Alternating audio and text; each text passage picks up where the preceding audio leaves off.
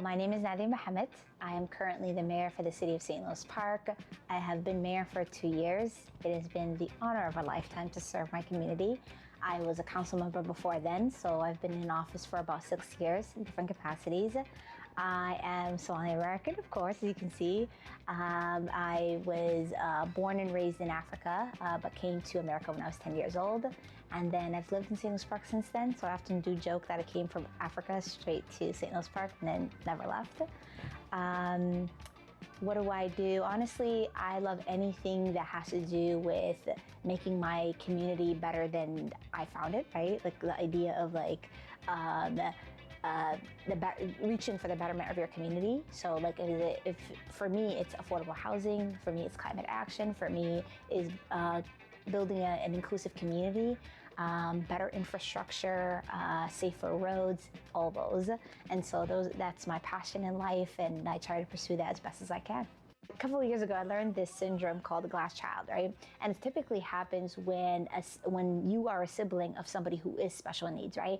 And it's this idea that your parents will tend to that child a lot more than they tend to you, right?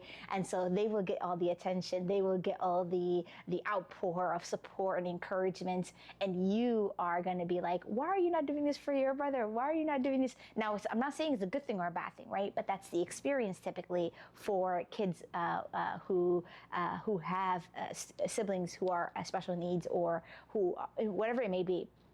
But one of the things that also comes out of that is that you learn early on to not center everything about you necessarily, that people go through things, right? And that there is a different story to things. Now, how my parents showed up was exactly how they should have showed up and do show up, right?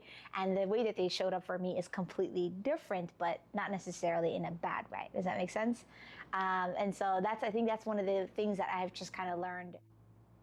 I think we worry a lot. I think every family who experiencing this, and I don't want to say this experiencing it in a negative way, right? It's not negative, right?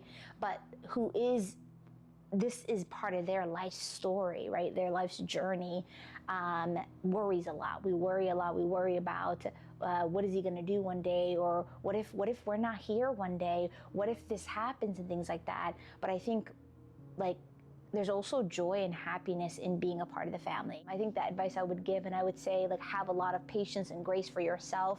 They are, at the end of the day, your sibling, right? So if you feel like, you want to get angry, obviously within reasons, right? If you want to be happy, share those emotional relationships with them, right? And for those in power who are able to make changes, who have the ability to make those changes, you don't have to share people's lived experiences for you to make inclusive policies, right? Your ability to listen to them, to center their voice, to say, this might not have been my experience, but I believe you when you say these, and how can I incorporate that as part of my policy making or my decision making? That is crucial. If I could reach out to younger me, it wouldn't be to talk about what my parents could do better, because I genuinely do believe my parents did the best that they could under their circumstances. You don't come to a new country in a language you don't know, with people you don't know, right? And we don't have immediate family members in a village around us here, right?